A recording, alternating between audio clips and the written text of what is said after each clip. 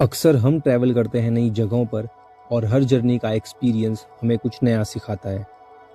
लेकिन कुछ ऐसी जर्नीज होती हैं जो हमारी आत्मा तक पहुंच जाती है। नागपुर से हम पहुंच गए नासिक और नासिक से सीधा त्र्यंबकेश्वर ज्योतिर्लिंग के दर्शन करने।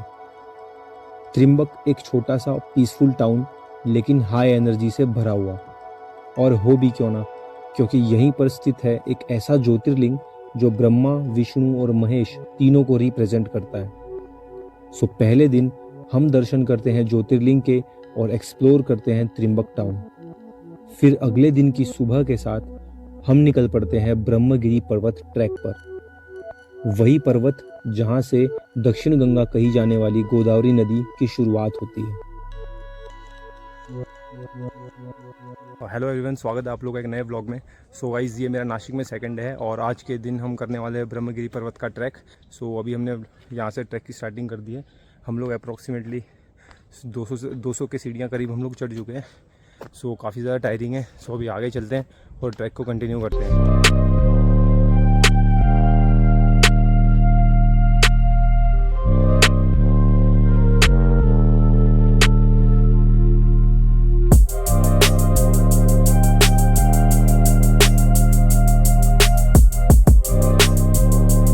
सो गाइस, हमारा ट्रैक स्टार्ट हो गया है और काफ़ी टाइम के बाद हम एक ऐसे ट्रैक में आए हैं जो इतना ज़्यादा एक्सट्रीम है स्टार्टिंग से ही। और हमें कितना टाइम चल रहा होगा सोमेश अभी चलते हुए? आधा किलोमीटर हो गया होगा ना। तो यहाँ पर बीच में काफ़ी सारी दुकानें भी हैं जहाँ से हम नींबू शरबत जैसी चीज़ें ले सकते हैं, पानी खरीद सकते हैं, और जहाँ पे हमें लकड़ियाँ भी हम जहाँ से ले सकते हैं, जो कि थोड़ा सपोर्ट करती है हमारे ट्रैक के लिए। और बस अभी चले जा रहे हैं। पर सीरियसली कह रहा हूँ, स्टार्टिंग से ही जो स्टार्टिंग की स्टेप्स हैं वो काफ़ी ज़्यादा टायरिंग है। और यहाँ पर फिटनेस का पूरा टेस्ट हो रहा है हमारा। क्या कहता है भाई? पर ऊपर से मुझे लगता है जो नज़ारे रहेंगे काफ़ी बढ़िया रहेंगे। तो बस उन्हीं के लिए हम ऊपर चढ़ते जा रहे हैं और एकदम एंड तक जाएंगे और आप लोगों को भी दिखाते हैं कि क्या है ऊपर से कैसे नज़ारे हैं। आगे बढ़ने पर जंगल डेंस होने के साथ ट्रैक भी अब काफ़ी ज़्यादा टेक्निकल हो जाता है। यहीं से कुछ स्टेप्स पर हमें देखने मिला काफ़ी साल पुराना एक स्टेप वेल। जंगल में मिला ये स्टेप वेल आज भी काफ़ी अच्छी कंडीशन में है और रिफ्लेक्ट करता है यहाँ की रिच हिस्ट्री को। यहीं से कुछ डिस्टेंस पर हमें देखने मिली एक धर्मशाला जो कि एक फुल्ली स्टोन कार्ड स्ट्रक्चर है। हर कदम के साथ ऊंचाई बढ़ रही है और व्यूज़ भी। यहीं पर हमें समझ आता है क्यों इस जगह को स्पेशल माना जाता है। ब्रह्मगिरी ट्रैक सिर्फ नेचर ही नहीं बल्कि हिस्ट्री भी है। ट्रैक के हम बोले पार्ट पर पहुंच चुके हैं।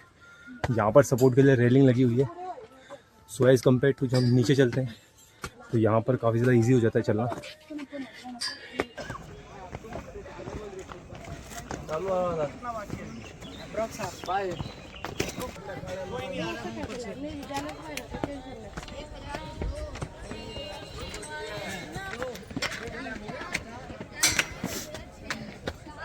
जैसे जैसे हम ऊपर जाते हैं ट्रैक थोड़ा स्टीप होने लगता है और कुछ जगहों पर रॉकी पैचेस भी हैं।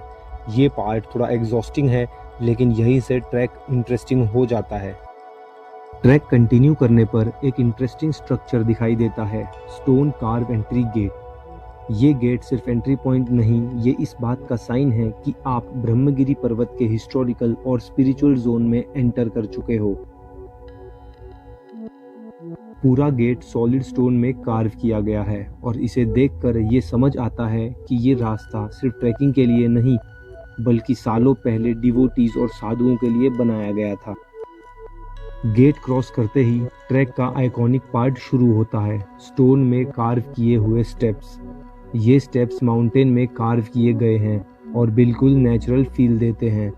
जैसे हम आगे बढ़ते हैं ये स्टेप हमें रिमाइंडर देते हैं कि ये ट्रैक नेचर के साथ हिस्ट्री का भी हिस्सा है। सो गाइस, स्टार्टिंग में जो स्टेप की सीरीज़ आती है वो हम कंप्लीट करके, मुझे लगता है हम हाफ वे हमने कंप्लीट कर लिया है। वैसे मुझे क्लियर कुछ आइडिया है नहीं इसका। सो बाकी अभी हम लोग 5 से 10 मिनट के रेस्ट के लिए यहाँ पर रुके हुए हैं और यहाँ से व्यू देखो यार, यहाँ से मतलब एकदम पूरे त्र्यंबकेश्वर का पैनोरामिक व्यू मिलता है हमें यहाँ से। काफ़ी ज़्यादा बढ़िया यार, मतलब जितनी एक्सट्रीम यहाँ की चढ़ाई है ना, मतलब उतने तगड़े सीनिक व्यूज़ हैं यहाँ के।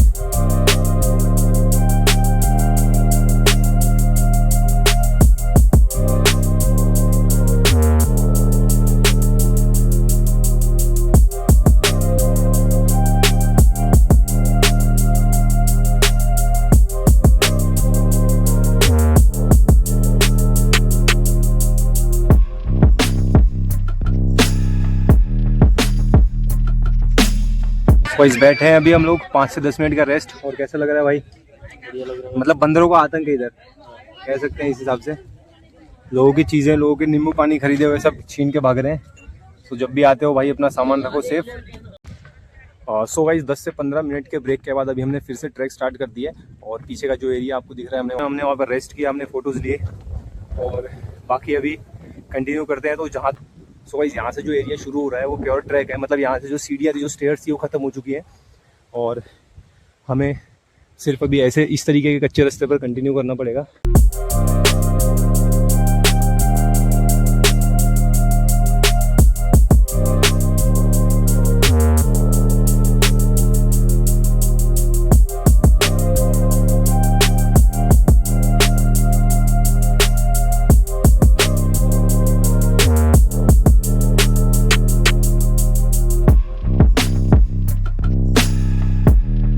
इतनी एक्सट्रीम ट्रैकिंग के बाद में फाइनली हम लोग पहुंच चुके हैं टॉप पर। और ब्रह्मगिरी के टॉप पर पहुंचकर व्यूज के साथ एक अलग ही शांति मिलती है जिसे वर्ड्स में डिस्क्राइब करना मुश्किल है।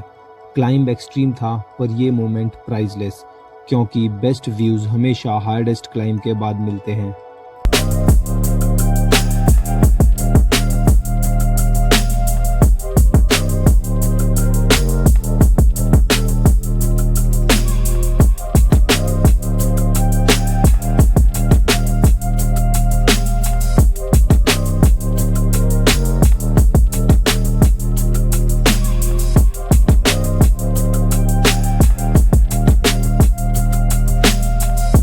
गोदावरी नदी का उद्गम स्थल और बाकी जो दूसरे मंदिर है सारे के सारे विजिट करते हैं और चलते हैं, एक्सप्लोर करते हैं ऊपर।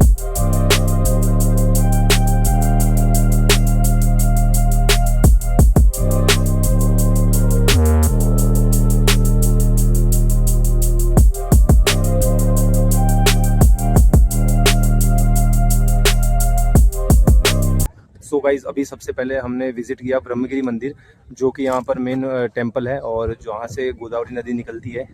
सो मैंने अंदर तो कुछ शूटिंग किया नहीं, पर काफ़ी बढ़िया मंदिर है, हमें वहाँ पर डेफिनेटली एक बार विजिट करना चाहिए। पर यार मैं एक बात कहता हूँ, मुझे नहीं पता हवा इतनी तेज़ है, मेरी आवाज़ आ रही है या नहीं। हम इस पहाड़ को देखते हैं ना तो ऐसा हमें लगता नहीं है कि पहाड़ मतलब इस तरीके का खुला होगा, कि ऊपर पूरा खुला एक मैदान है। अगर आप मेरे पीछे आप देख सकते होगे तो उस साइड में कहीं पे मंदिर है जहाँ पे अभी हमने विजिट किया। और अभी हम विजिट करने वाले हैं शिव जटा मंदिर, जहाँ पर कहते हैं कि शिव भगवान ने अपनी जटा पटकी थी और जहाँ से गोदावरी नदी निकली थी।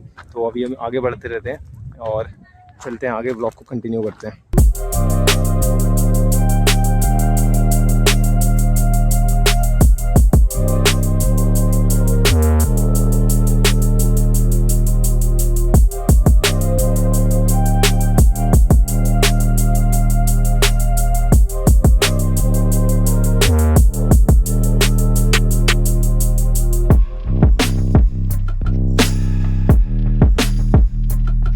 फाइनली अभी हमारे जटा मंदिर के भी दर्शन हो चुके हैं और अभी चलते हैं, थोड़ी देर बैठते हैं, कहीं पे रेस्ट करते हैं।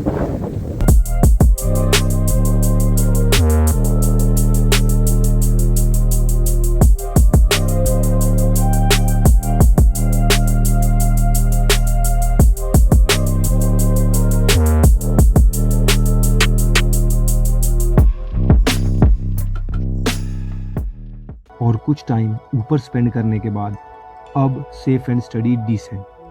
टाइम की थोड़ी कमी के कारण हम दुर्ग भंडार विजिट नहीं कर पाए, लेकिन नीचे उतरते वक्त हमने गोरखनाथ गुफा और 108 शिवलिंग के दर्शन किए और इस जर्नी को कंप्लीट किया। सो ये था हमारा ब्रह्मगिरी पर्वत ट्रैक। अमेजिंग व्यूज और फुल एडवेंचर के साथ प्राइसलेस मेमोरीज। मिलते हैं नेक्स्ट व्लॉग में।